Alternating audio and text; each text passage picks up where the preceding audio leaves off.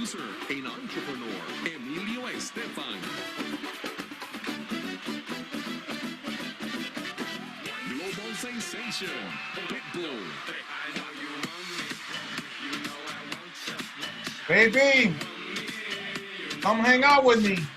And moderating today's session, Emmy Award-winning journalist, Maria Elena Salinas. I once read that successful business people have many traits in common with one another. That is precisely the case with Emilio Estefan and Armando Cristian Perez, otherwise known as Mr. Worldwide Pitbull. Even though they are from different generations, they are both Cuban Americans, self-starters, activists, philanthropists. They call Miami home, and they both have found success and global acclaim through their passion for music. And most importantly, they are both fearless and determined to live out the American dream. Emilio became a multimedia powerhouse, helping to launch the careers of many international superstars, and has created a global business empire that extends well beyond music. And Pitbull is another proud example of a global success story, from his humble beginnings on the streets of Miami to worldwide superstardom. His influence, creativity, his keen knack for business, his activism and philanthropy in the Latin community are all reasons why global corporations look to him for endorsements and collaborations. They are both competitive and do not accept anything but winning with every business they create. So many people often wonder, how did they do it? So Armando, let's start with you. How did you do it? That was a great introduction. I want to say thank you very much. I appreciate it. And it's an honor to be here with Emilio and Gloria, being folks that open the doors for someone such as myself. And both of us, I would say all of us, going against the grain, against all odds, and no matter what, breaking through all obstacles, barriers, borders, and stereotypes, I would say. So to be here and having this conversation, I would say priceless. Yeah, no, you're a role model. Emilio, how did you do it? I mean, I know that you also had very humble beginnings. So how did we get here? You know something, it was hard for us at the beginning because to have a Latino last name or a different sound was imagined at my time, and Gloria's time was so difficult for him. Sort of in a way, like he said, we opened a little bit of the door, but he took it to a different level. And you know something, one thing that we feel is that when we get somebody like him, that he is so blessed in a way because it's a guy, everything that he earned, he deserved because he worked so hard. And you know, the reason that I choose him, I said, Pete, come and do this for me. Because and he said, right away, he said yes. Because people need to know everything that he's doing to help and to make the difference about the American dream. People know about the Pitbull because in a way, he's done so well musically, #1 all over the world. I mean, you go to Dubai, you go to Spain, you go to Germany, and I hear him. But every time we hear him, me and Gloria, we get so happy because we know him when he was a little kid. Yeah. And you know something, every time we used to be in a plane, he used to go there and, you know, and go with a different, hip-hop. I mean, a totally white guy from Miami going doing hip-hop, coming back to Miami. And you know something, we're so blessed to have you, man. We're so blessed. People need to know a lot about him because, you know, I think as an immigrants, we don't feel never envy. We celebrate.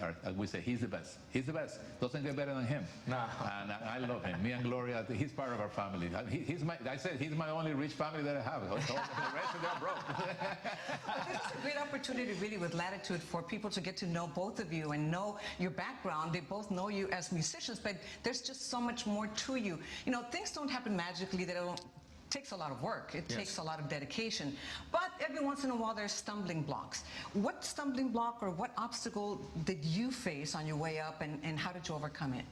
Well, I think, look, failure is the mother of all success. And I tell people all the time, you don't make mistakes, mistakes make you. Mm-hmm. So when you have that kind of attitude, and you say, when our families fled communism and told us, hey, you got the #1 thing, freedom. Freedom to create your own destiny. Freedom to create opportunities. So when you look at these obstacles, they didn't look at obstacles. For me, it weren't obstacles when they were closing the door on me or saying no. It was just saying, okay, I got to figure this out another way. A inventar, a resolver. Right. Inventar means to invent, and resolver means to figure it out one way or another. You got to see this. It's funny. My career coming into the game, like Emilio was talking about, you know, I came through hip-hop. I came through the rap game. I came through the streets. And definitely, I was the outcast. You know, like, man, what's this light-skinned, light-eyed Cuban from Miami talking about, right? So I had to earn my stripes. I had to pay my dues and earn respect. So my wordplay and the way that I would put records together, it's not only, okay, it's a good record, there's hidden messages in there. I speak in codes to those that understand those codes. So those that understand those codes come from areas that I come from. And mind you, I've lived in good neighborhoods, bad neighborhoods, and the worst neighborhoods. I've seen a lot, learned a lot. And you know what's funny? I've seen the worst in the good neighborhoods. I'm going to have to listen to one of them in slow motion, see if I can catch some of those. How about you, Emilia? And that you faced some obstacles. You know, but I know that you're the ultimate optimist, but what obstacles have you faced? It was extremely hard because, you know, I was separated from my family, from my mom, and, you know, it was no way. Even I grew up with a Bacardi family. I went and applied when I was 16 years old to just be an office boy. And I didn't speak English. Not that I speak English a lot now. But you know something, I had to create a whole way to deliver papers because I couldn't understand what people was telling me. But you know something, I'm a kind of guy that I wake up in the morning, thanks God, and I'm positive. And I say, listen, I have no limits. When you have no limits in life, as long as you do things right, and I know it was to be, for me and Gloria, was so difficult. Because, you know, like I said, coming with a different sound, different last name, with a new proposition, labels will not sign you. Right. And the minute they told me, go back to your country, I said, I will never go back to my country. This is what American looks like. And I'm glad I told the guy that because, you know, it's proven fact that after us, so many people did so well. Ricky Martin, Jennifer Lopez, Shakira, I mean, Mark Anthony, Pitbull. I mean, yeah. I mean, you know, so many people that he worked with every single one of them. Yes. But what I'm saying to you, I think latitude is about that. I want people to know, for example, everything that we accomplished was hard, but, you know, we live in a free country. Right. We don't have a dictator that tells us what to do. And the main thing that I feel is latitude is people to know, the second generation, like him, it's not only about music. What he's doing is incredible, and he puts his money back to schools, to business, sponsorship. And you know something, that's what I always feel so proud about him because, you know, like I said, he worked hard, he come from very difficult times in his life, and everything negative, it was same like me, it became positive. And I think that's what we have a lot in common. Yeah, we're going to talk about that in a minute. You know what, we can't ignore the fact that we're in the middle of a pandemic, and we are social distanced right now, and if we weren't in the middle of a pandemic, we would be in San Diego enjoying the beautiful California weather, right? But we're here, and glad that we're able to get to all of you virtually. But how have you managed to continue doing what you do in the middle of this pandemic? I mean, you almost have to reinvent yourself. Yeah. How did you stay productive, Armando? I mean, that's exactly what it's about. Reinventing yourself, challenging yourself. God closes the door to open a window. And this is us putting what we've learned to the test. This is survival of the fittest. So there's going to be those that watch the world go by, victims, and then there's victors. Such as ourselves. Anytime we get together, Emilio's hitting me at least, and I'm not lying, at least 10 to 15 different opportunities. Oh, estoy haciendo esto, ¿qué tú crees esto? ¿Qué tú estás haciendo? ¿Qué tú So it's a mind that's constantly thinking on how to create opportunities. You know? But that comes a lot from the way that we were raised, and that comes a lot from, it goes back to appreciation. You know, you don't sit back and go, oh man, mira lo que está pasando. Esto es lo que está pasando. Bro, espérate. Yeah. What's the old saying that says, when the going gets tough, the tough get going. Yeah, right. Well, we're the I thought it was the tough go shopping when the going. Sorry, that's a different story. Wrong one. Emilio, you have what? Recorded a TV show, well, for Facebook, and an album. No, in the middle of shutdown in the pandemic? I'm going to tell you what, that's all when they told me everything was coming up. The hardest thing for me is to let go of some of the people that helped me to be in place. I mean, we got almost 2,000 employees, we had to let go a lot of them. Because what happens? I mean, restaurants close and nothing else you can do. You have to go listen to what they tell you have to do. But at the same time that was going, I was reinventing this EE global marketing that I represent in many countries right now. We're working with many countries right now. We're representing Canon, the health. And right away, I move on. I say, okay, we have something negative, let me go for something positive. And that's what we think. Do I need to do it? I think I have enough probably. Living a simple life with me and Gloria and my kids is fine. But it's not about me. It's people that have been with me for so many years. And I think loyalty, I think thinking people of appreciation, people that help you, you cannot leave overnight and say, okay, goodbye, thank you so much. That's on me and Gloria, and that's the same with him. Yeah. One thing that we have loyalty to our people, integrity, and I think it's important. Listen, we learn from kids. Being negative, when they give you a little window, be positive. Try to be creative. Don't complain. Complain, everybody likes to complain. I don't like to complain. I want to say, thanks God I'm still alive. We're healthy. We're blessed we live in a free country. And we are blessed that we can have still opportunity. Now, you need to reinvent yourself. When I'm 67 years old, I have to do it. I don't care. You know something? I'm healthy. I'm blessed. I have a beautiful marriage, a beautiful family, and beautiful friends. Like you guys. Oh, thank you. I know there's so many facets to your careers, and I want to start with the music part. Emilio, you have often said that your music kept you alive, and you've kind of talked about that right now, and you've certainly fought for it. And you know, at a time when Latin music was almost non-existent, how did you go about winning that fight? Being persistent. When they told me you had to take the drums out and the congas and the horns and the, you know, and the tumbao, I say, I'm not changing anything. And when they told me you have to change your last name, I don't want to change that. One thing, Latitude, is about leaving a legacy of people that have to be proud. Doesn't matter where we come from. You're from Mexico, we're from Cuba. You know something, in the long run, second generation, you're going to be surprised. I won't be here, but I'm going to tell you something. People are going to be surprised. The second generation Latinos, they're more well educated. They went to schools. Like my daughter went to Berkeley School of Music. I can go to learn music. Even I've been nominated 42 times for Grammys. I won 19 Grammys. Mine was because music is the only thing that makes me happy. Now, the new generation, they go to school, they speak the language, and then they speak not only two languages. My grandson speaks 5 different languages. Perfect. I mean, French, Italian. I mean, it's incredible. And, you know, I feel the second generation need to be inspired for how hard it was for us, but we never give up. You know what we say? That's what it's all about, right? Yeah, Inspiring people. Yeah. Armando, you love the hustle, you love the grind, and you love the fight. Those are your words. Is that what makes you successful? Man, I'm an underdog to the death. I'm underdog to the death. You know, I'm a first generation Cuban American, Miami 305 Dade County representative.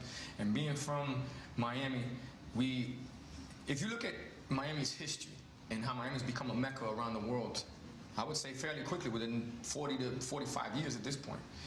But even when And you two had a lot to do with that, by the way. He opened the door, him and Gloria opened the doors, and what I love about what they did is not only did they open the doors musically, they opened my eyes to business. So that's the other hustle, right? Now, if you look at Miami's history, even when we had dynasties, such as, like, let's say the UM dynasty, the next year after they win undefeated, they come back, oh, they're number 2 on the AP polls.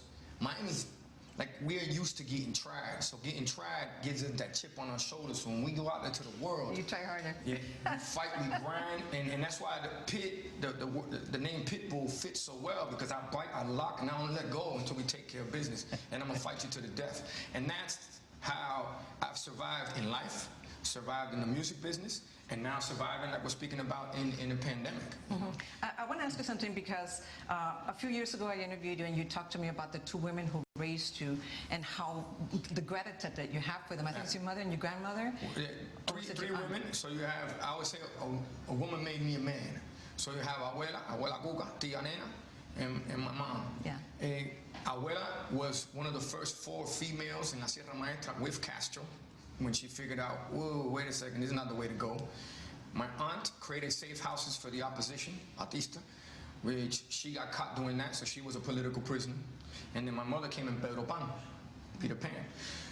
When I have those women that raised me to be, love me, gave me love, okay? But they taught me how to be a survivor. They taught me how to think strategic. They taught me that life is checkers, not checkers. And Okay, Bobby. that comes from what they were around in Cuba, and look at who they were dealing with at the time, no? So I owe all my success to them, because they wired me different. I wanted you to tell that story because I think it's important for people to understand that we should not, you know, underestimate the knowledge and the wisdom of our mothers and our abuelas. Never. and our family. Just, it's their strength. I think it's their struggle that gives us strength. Of course.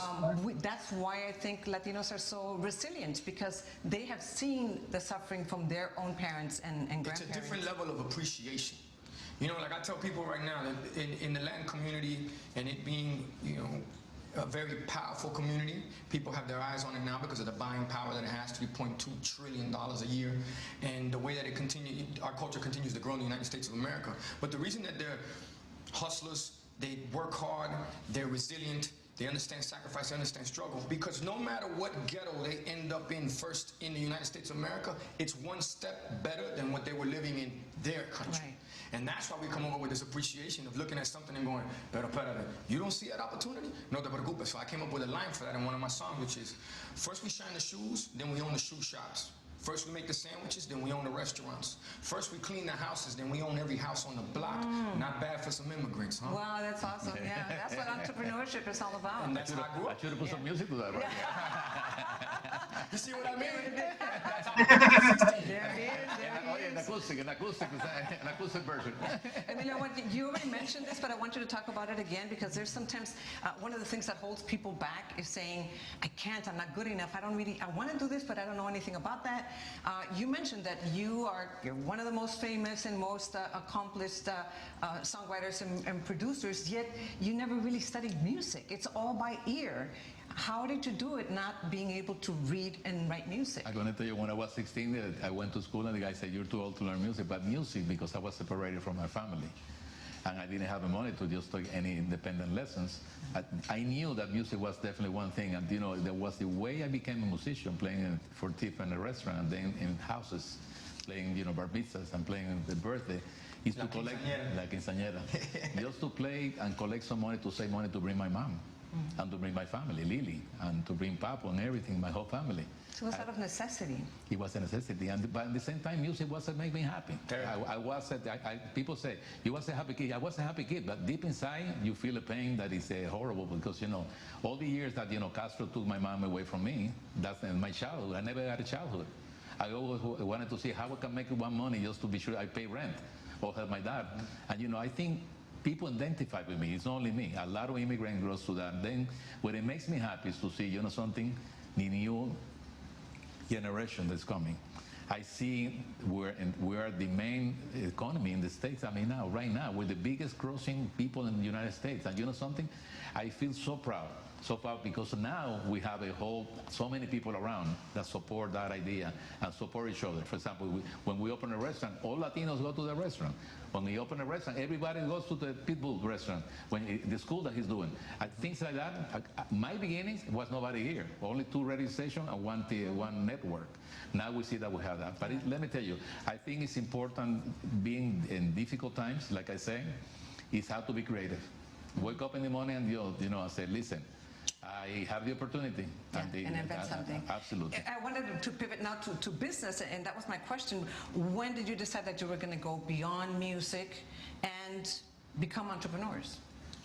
I mean, as far as entrepreneurship, I grew up around it in the streets. You know, the startups in the streets was cocaine. That was the first product. The drug dealers were entrepreneurs. They would take nothing and make it something. I know cocaine and drug dealers sounds like bad words, but what's the difference between, I don't know, the guys who run Apple, run Microsoft, run Facebook, and run all that? That's a product. It gets you hooked. By the way, at least this drug dealer didn't take your data. They do. It's a big difference. So entrepreneurship came from, okay, wait a second. So you take this, you can make this, you got to save this to reinvest. That's what we call re-up. And that is how we do in music. Whatever we make, now we think, okay, what's the next move? What's the next move? And, you know, I was upstairs having a conversation with Emilio, and he's telling me, look, my next move, I'm going to do this with this, then I'm going to grab that, I'm going to invest it there.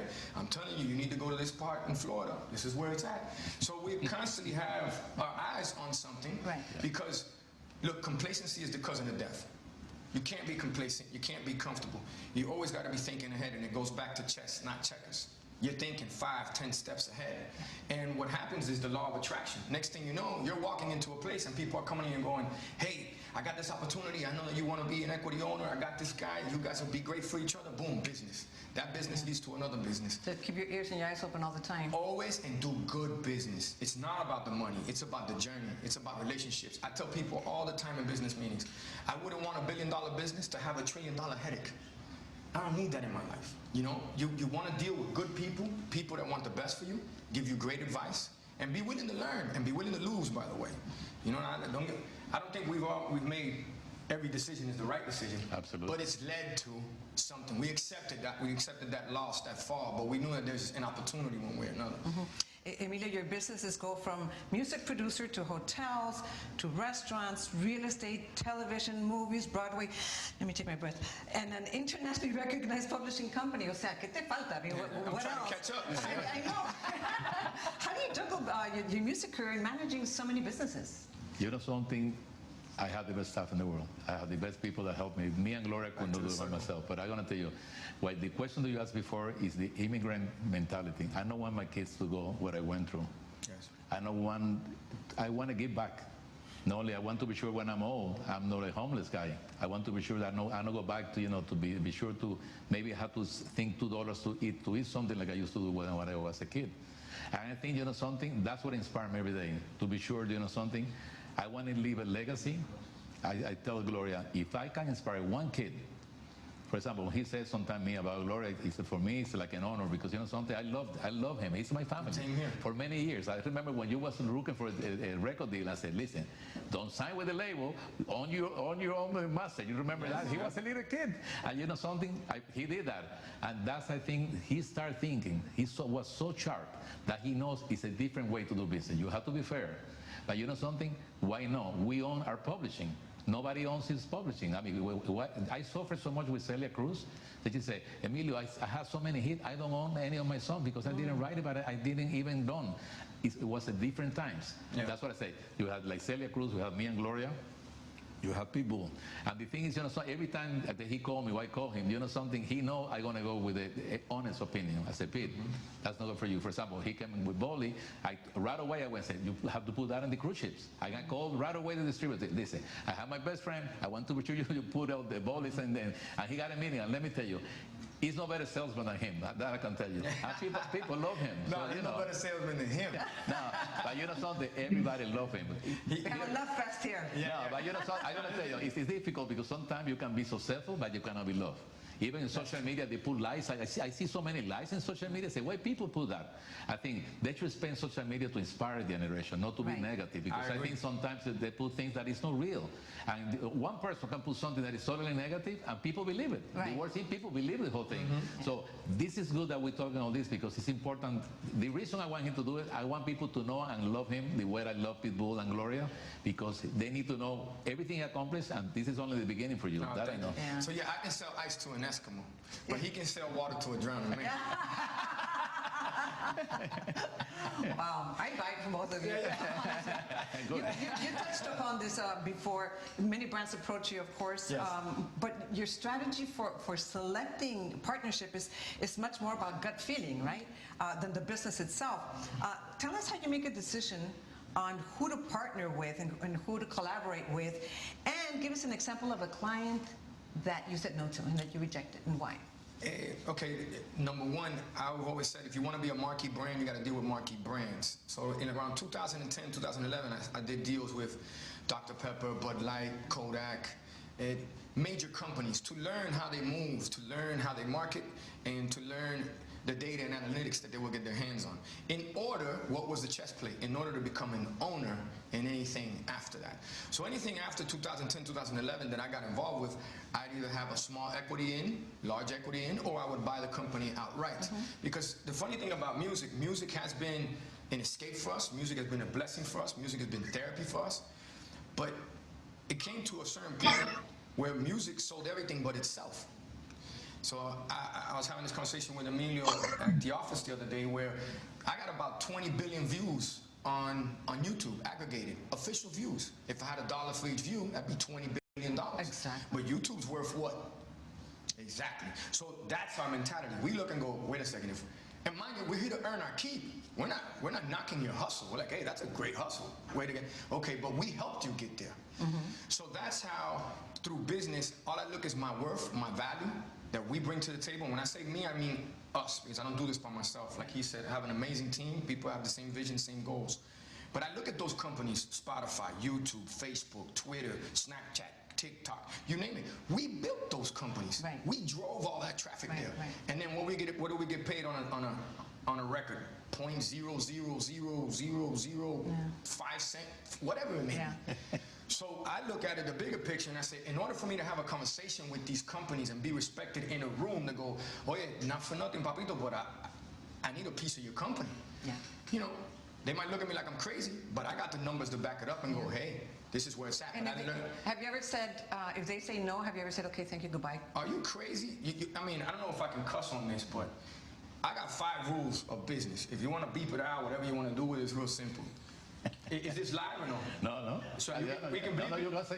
Okay, cool. So, excuse my French, I don't speak it, but this is the best I can do.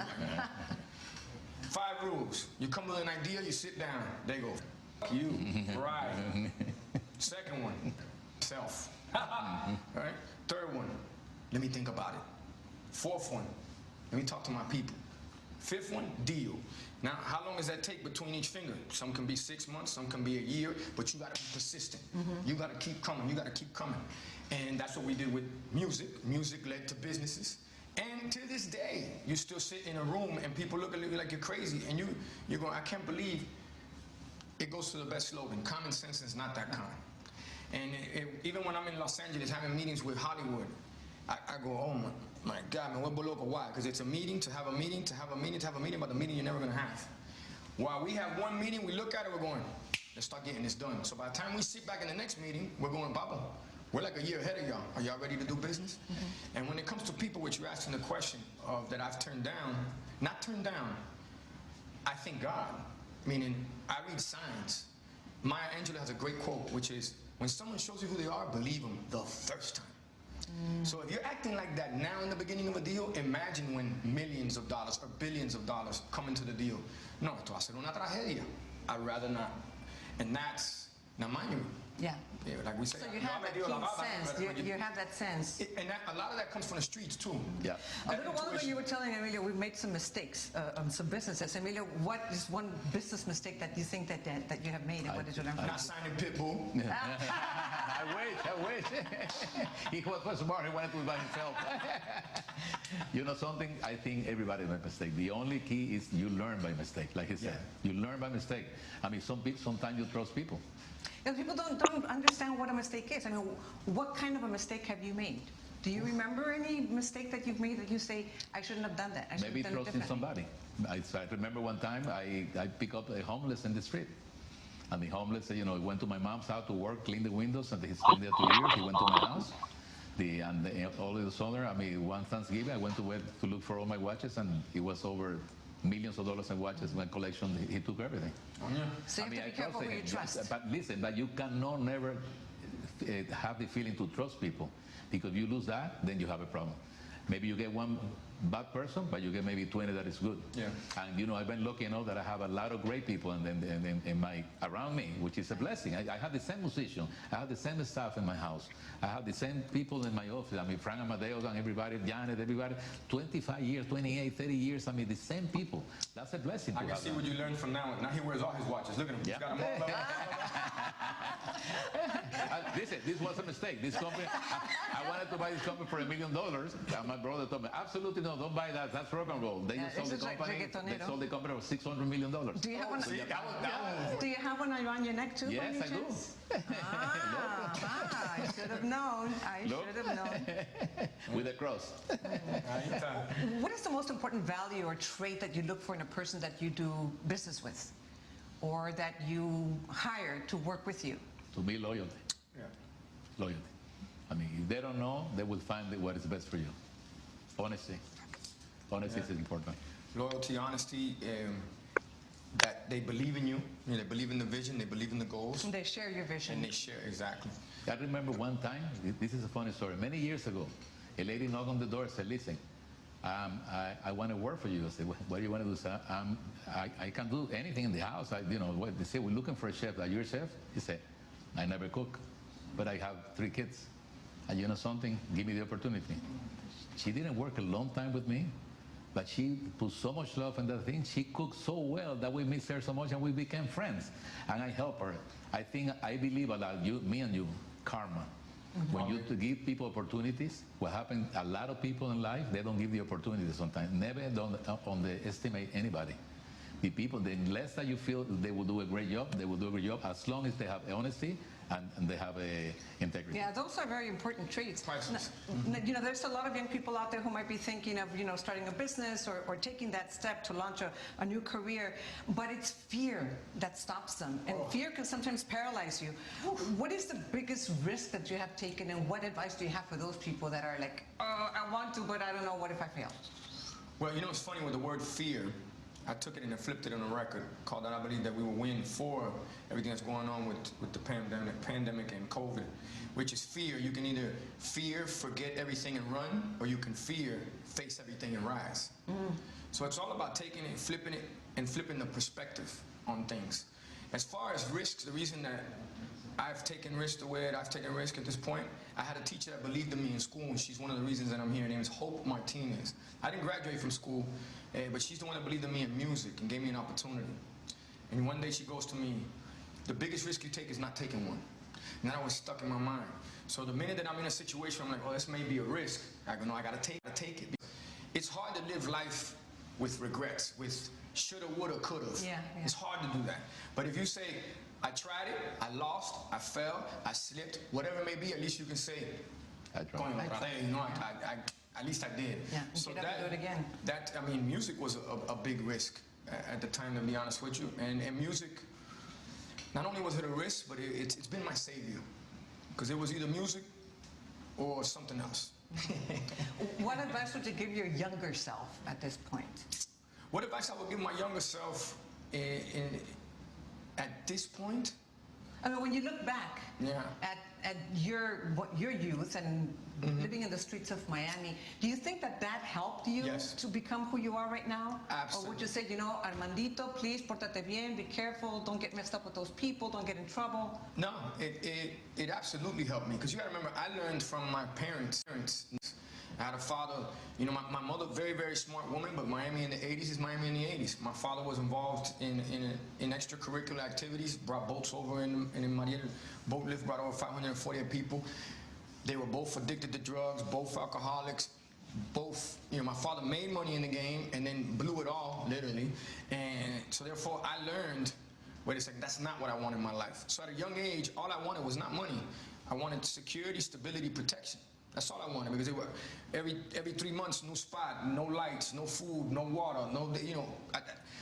It's not a good thing to be on a first name basis at the pawn shop, you know, and be at a first name basis where you're flipping food stamps for dollars. But if it wasn't for that, if it wasn't for those struggles, those sacrifices, I wouldn't be who I am, and I wouldn't appreciate opportunities and look at things when people, such as even when Emilio tells me, hey, be here I need you here at 4. I'm here at 3:30. Yeah. You know, because I appreciate the opportunity. Like there may be a 5-minute conversation that we have that he puts me on to the next opportunity. But it's not me showing up thinking, you know, the minute that you think you are who you think you are, you're fucked. Yeah.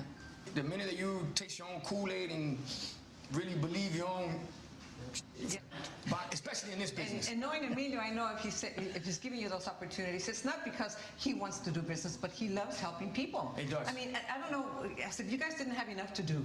I mean, you're very busy in your careers, both in music and in business. You give back. You're a philanthropist. Always. Why is it important to give back? Oh my God, I think everything that we've done is especially to give back, because we need to give back to this country. People don't realize that the Latino community always feel that we need to become successful to give back to this incredible country. What he's done, being so negative, his childhood, to put the school, what he's doing with the school now is fantastic. And you know something, he knows when I say, people do that, I say, he knows he can come and say, Emilio, doesn't matter, without even asking, whatever he tells me to do, I will do, because we have respect. But giving back is a wonderful feeling. You know, my dad won the lottery 27 times. And he died with 1 pair of shoes and 1 suit. He gave everything away to poor people. He told me, money's not important, it's being happy. One thing that I still have is I still have a kid in me. I still wake up in the morning happy, feeding animals, doing great things, talking to the homeless people. The minute you disconnect that, then you are, like I said the other day, so many rich people and famous people, they're not happy. No, miserable. I mean, we're happy. We have a coffee and we're happy. We have a mojito, we're happy. And you know something? I think that feeling to give it back is a beautiful thing, because I believe a lot in karma. You say giving back to your country, and it's important to give back to your country, but really you're giving back to people, to human beings, that you're making a difference in their lives. Tell us about your school. You've mentioned his school a few times, SLAM. I know we did an interview there, and some people think, okay, SLAM is about sports. Why not music? Well, no, it is about sports and music. So SLAM stands for Sports, Leadership, Arts, and Management. And I think that people, when they get to a certain level in life, if they've been blessed, okay, it should not be a responsibility to give back. It should be an obligation to give back. Right now, what we see going on in the communities around the country, we need to invest in those communities. So Little Havana is one of the communities I grew up in, one of the neighborhoods. I grew up on 5th and 5th during the whole Marielito era. Interesting times, learned a lot like we spoke about earlier. Did not graduate from high school, went to about 25 different schools, lived in a lot of different neighborhoods. But why school, why education? Well, a teacher changed my life. Someone believed in me, okay? And I wanted to give that opportunity to these kids, Right. all right? And these are young kids, right? You're Of talking course. about, is it middle school? No, it's K through 12. K through 12. Yeah, K okay. through 12, Okay. and we have some that are 6 through 12. Remember, we have 11 schools now, 10,000 kids. You have in Miami, Boca, Tampa, West Palm, 2 in Nevada. We just Wow. got. Yeah, I mean, we got San Antonio approved in Alabama, approved in Arizona. We got one in Atlanta. So this is the real revolution, education. Now, these kids, by the way, 97% of them are on free lunch. This is a charter public school, okay? And we've graduated the last 3 years at 100%. But what do I love about this? The same way Emilio saw something in me is the same way I see something in them. I don't even need to hear the story. I could just see them in the eyes and I go, okay, I get it. Came from another country. You see violence pretty much every day. There may be domestic violence at the house. There may be drug abuse. There may be a hard-working family and you don't really see that much because they got 4 or 5 different jobs. I understand you. But you can be bigger, better, badder, stronger than me. Why? Because I believe in you. And when you have somebody that you could relate to, these kids telling you, oye, pa'lante, que no hay más nada, those kids, they inspire me. Yeah. You know, That's they inspire us. Like he was talking about thinking, you know, as a child. Because in a child's mind, it's funny, Kesha told me this on tour with her, and I was like, what was her wise words? Kesha, hold up. She said, don't grow up as a trap. Okay. Don't grow up as a trap. And if we sometimes Now as you're kids... telling me, no, that's not true. Oh, you haven't grown up. You're doing great for yourself. But what is it with kids? Kids are loyal. Kids are honest. Kids are happy. Kids, in their mind, anything is possible in their mind. You know? So when you have kids that are going through things and you can tell them, hey, you got this. And Yeah. you got a home in Slam, that to me is priceless. Yeah, I think sometimes that's what people need, someone who believes in them and invests in them, whether it's through education or any way that you can help them, even just giving them advice. You know, we are in the middle of Hispanic Heritage Month. Unfortunately, it's the one month where we talk about the accomplishments and the contributions of Hispanics in this country. That should be every single day. So hopefully somebody will take this and run it every single day, you know? Or listen to it on the phone every single day. But how important does Emilio, I want to ask you this. What does your Cubanismo mean to you? What does it mean, and how does it fit into what you do as a musician and as a businessman? I'm going to tell you, I think what happens, one person saying me, go back to your country, it wasn't not about me. It was that feeling, it was maybe hearing other kids, and I didn't want that to happen. If we have something that's a legacy that we feel proud, is that we didn't change our last name. We didn't change our sound. We always been based in the restaurant, the Cuban food, because we're Cuban. On the same time, I always try to reunite all diversity of people from Mexico, Venezuela. I produce from every country in the world because the strength that we have with the economy, with politics, and with the influence that we're going making a contribution to this country is the power of Latinos coming to this country and giving back and making huge contribution. Latitude is about that. It's about how you can inspire the next generation and say, you had the door open. Right. He went to a lot of things, difficult times, and you see what he's doing with the school. I mean, if I'm running a big corporation, this is a guy going to sign because he tells you the truth. You know, in his career, never been anything negative, always been positive, always been like, you know, a street guy with a big heart. And you know something, I think we need more people like him because, you know, he's making the difference. Latinos are making the difference in this country. We go to the war and we fight for this country. We make a contribution, we pay taxes, we employ a lot of people. And one thing, we never forget where we came from, but we love this country. We have respect for this country. I always say, God bless America. We live in a beautiful country. Right. That's the beautiful thing about being bilingual, bicultural. I've been told to go back to my country, and I said, California is seceded already? I was born in L.A., but anyway. And that's what it's all about. And we have such deep roots here in this country, so we have been contributing for so long. Absolutely. Armando, you once said, being Cuban-American, I'm already politically incorrect. That's Can you correct. please explain what that means? Well, being Cuban American, I'm a first generation Cuban American, and if you look at the relationship between Cuba and the United States of America, whether it's the Bay of Pigs, whether it's the Russian-Cuban Missile Crisis, whether it's Mariel, whether it's the embargo, so being Cuban American is irony in itself, no? It's contradicting. So that's why I say I was born politically incorrect. But due to my family and what they went through, I was born politically in tune. So I say politics is politics. It all depends on how you navigate and maneuver around it. Now, obviously, you see what we're living right now, what politics have become at this point, which I think it looks like the WWF right now. You know, and this, it does. It's who can talk worse about the other one, which is horrible because as leaders, you should lead by example, right? But that's all other intervention. Yeah. We need 3 hours for that, and and censorship and all that stuff. So yeah. When it comes to being Cuban American and everything that growing up, why so proud? Why are we so proud? Is because we don't see anything that we can't do. You know, we always look at something and we're going, well, pero ¿por qué no se puede ser dueño de ese edificio? No, but espérate. Mind you, starting cleaning the floor, like I said before, the line that I told you before. And there's other, in our culture, we're always, nos apoyamos. Right. We support each other. We're not, oye, tú estás loco, tú nunca vas a ser dueño de eso. No, like, oye, cuando tú eres dueño, tú crees que puedo manejar el edificio. Right? And we look at every situation that could be, I would say, negative to others or a bad situation, we make a joke out of it. To us, it's like, oh, tú estás acuerdo con eso, está jodido. So we have this sense of humor, this we call chispa, sort of like charisma, and they call, I mean, our nickname is Los Judíos del Caribe, you know, the Jews of the Caribbean, on the business side of things, because we're just, so why can't we do that? And then you have families that were established that came over, that lost everything in Cuba, rebuilt it, whether it was Bacardi, whether it's Goya, whether it's Badilla, whether it's in our own supermarkets, Sedanos, Full Value. So around us, Carreta, Versailles, around us we had owners, and we were like, yeah, I want to be an owner too. Right. What did we have? What did they instill us with? And they're like, of course you can be an owner. You have freedom. Freedom is the most priceless thing. Of course you can be an owner. So I think that's where you can do whatever you want. You can do whatever you want. Let me ask you something, because you were born in Miami, right? Yes, I was born in Los Angeles. You were born in Miami. You always speak Spanglish. And I feel more comfortable speaking Spanglish than any other language. It is. Why? I mean, how important is your Latinismo, your Cubanismo to you? Very important. You know, it's your identity, right? My father, when I was about 4 or 5 years old, would take me to the bars in Little Havana in Calle Ocho, and he'd put me on top of the bar and have me recite José Martí poems. You know, where it was, no me pongan el oscuro, a morir como un traidor, yo soy bueno como bueno, moriré cara al sol.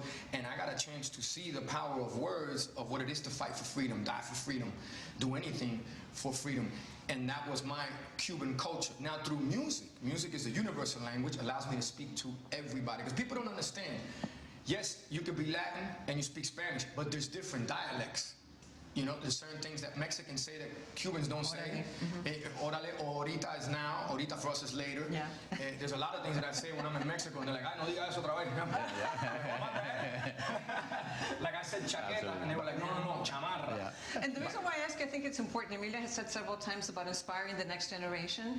And I think part of inspiring the next generation of Latinos is that, yes, we are proud of being Americans and we're proud of living in this country, but we should also be proud of our cultural heritage. Always. I think that's something that's very, very important. Which I think through lands we all are, right? Mexicans love to be Mexicans, Cubans love to be Cubans, Puerto Ricans love to be Puerto Ricans, Dominicans love to be Dominicans, Colombians, Venezuelans, name it. Everybody's proud of where they're from, and we all teach each other something of our culture. Like, oh, ustedes no hacen esto. Oh, let me show you this new song, or let me show you this new food, or whatever it may be. You know, I learned a lot, believe it or not, when I used to play the first bar mitzvah. I say Cuban, Jewish. I mean, that's, you know, something that they was proud. It was a moment that, you know, anybody didn't have that much money. And saying that about, you know, even politics, you know, we said we don't want to talk about this, but you know, we're not affiliated. I don't believe in parties. I'm not a Democrat. I worked for 6 different presidents of the United States, produced 40 events in the White House. People say, he's a Democrat. I'm not a Democrat. I'm not a Republican. You know something, the good thing that we have in this country, you'll be able to vote. and you can choose the president. Now, when people vote for a president, that's my president. I will never talk bad about a president. Did you see my subliminal message, by the way? I know, but it's important. Listen, it's important. It's important people to vote because, you know, for example, that last week I saw somebody put in the page, they donated $1 million. People believe it. I said, no, this is false. People keep saying, you know something, they donated $1 million to Democrats. They donated $2. We never will donate any money to any political party because, you know something, it's a lot of need of kids, especially nowadays. That money should go for people that need that kind of money. And I think it's important people to know that we have that we can vote. In our country, 50 years, we have a dictator. It's still that, you know, they are under a lot of human rights problems. On that same note, you've had tremendous success in business, and you've been praised by presidents, royalty, religious leaders. You've always remained humble, grateful, and very kind man. How do you stay so grounded? And I'm not saying that because somebody told me to read it. I know that you have stayed grounded because I have seen it. I am a witness of your humility and your kindness. I think, you know something, in a way, living in a free country is incredible, but I never forget the same day when I used to play the accordion for $5, and I feel making somebody else happy, it gives you a lot of reward back to you, and that's my philosophy. If I can be happy, making happy, I know in a way I'm going to take something away from me, and that's priceless. It's not money, it's anything else, it's the warmth of something you feel. I think we need more of that. People need to be more. I hope people learn everything happening in the world right now. That this happened to us right now can happen to anybody.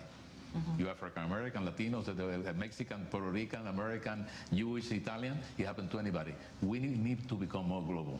Absolutely more global because we're gonna see a lot of problems coming in. Even bigger, I think, after this because the economic, mental issues and problems, and I think we need to help each other. I think we need more love in the world. I see a lot of sometimes social media putting things that, you know, it's not right for the kids. Yeah. I mean, use that to inspire somebody. Use that to, you know, to be positive. You have, my father said, you have nothing good to say about a person, don't say anything. Right. You know something? I think we need more love and we need more people down to earth and be able to share you share. Listen, not even money. Just to say, hey man, how you doing? How's everything? A little bit of support. I think you mentioned it already. I think you sort of like answered that before. How you keep it real, don't take yourself too seriously, right? Man, absolutely. Sort of. Look, as far as to be humble and to stay simple, I think that's the key to not only the industry, but to life. You know, we're all human beings. We all put our pants on one leg at a time. We all bleed. We all breathe. That there's nothing makes me better than you and vice versa. We can learn from each other. Like Emilio was saying, yes, we do need more love, more support, more understanding. You know, a lot of my friends, they're Rastas, and they say, no, me no understand, me overstand. So we need a lot of people out there to overstand what love is and support is to bring everybody together, which we do, and why we share that is because we do it through music. Yeah. There's nothing like watching people together for 2 hours, losing their mind, having fun, enjoying, escaping, being positive, dancing, not worrying about the things going on in the world. But when you have social media and these platforms, think about it.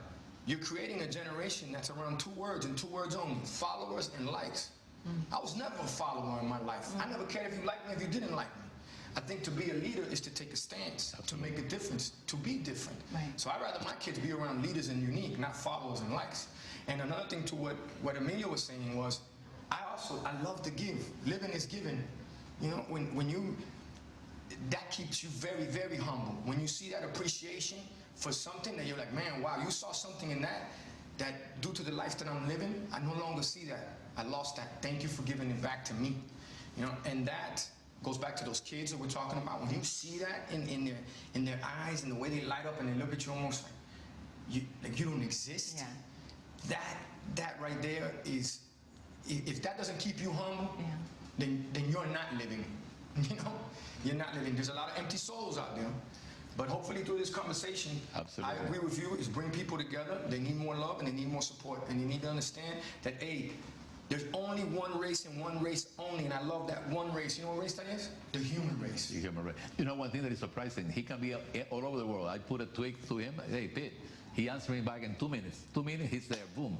By the way, something happened that is a little bit negative. I call him right away. Yeah. Listen, I'm here, baby. What happened? Don't worry, don't lose time in that. Go positive. You don't have to. You don't have to be. Is it true or not? Always. Be there for each other. Because, we text message too, because I don't even know how to get on the social platform. I think he said tweet. I'm like, well, I don't even know what that is. And we do like Cuban things. Hey, oye, man, ¿qué pasa? But thank you so much. It's been so much fun, really. It's been fun and it's been inspiring, and I really, really, really do appreciate it. It's been such a pleasure chatting with both of you, of course. My pleasure. And it's been inspiring, to say the least. There is no doubt that vision, a drive to succeed, and a desire to make this a better world is what has turned these two wonderful men into powerhouses. Thank you. But even more importantly, I think, is that it's the attitude and the approach that they take towards life itself. One of the best pieces of advice that I have gotten from Emilio is, siempre levántate con el pie derecho. Always get up with the right foot forward. And for Mr. Worldwide, it's been how he is living proof of the lyrics of one of his most famous songs, which is turning negative into a positive. That's right. So thank you so much. You're welcome. Armando, gracias, Emilio. Highly appreciate it. Thank you. And I'll leave you with one too. Te dijo siempre, tú sabes, con el pie derecho para adelante. Pasos cortos, vista larga. Absolutely. So to everybody out there, short steps, long vision. There's no secret sauce, no secret formula. There's no magic here. The harder we work, the luckier we get. Bottom line. Thanks for the tips. I always tell my kids, in life, you are in a trip, an airplane, and you go and you get surrendered in that trip with some people. I've been blessed to have you in my life. Thank you so much for doing that. Likewise. Thank you. My pleasure. Dale. Thank you for watching all. Yeah! Well, guys, hopefully you enjoyed that recording. If you're watching the recording, those of you guys jumped on live, hopefully you enjoyed the live version of it. Guys, that's like my background. Yeah, that's where I come from. So now, hopefully, if you saw that, you saw a little piece of me. You saw a little piece of what Armando Torres is about. Armando Perez, Pitbull, that's my boy, and Emilio. I went to school with Naive, his son, and that's, man, listening to them, that was priceless. So hope you guys enjoy this, and man, go build it big. Love you guys. Talk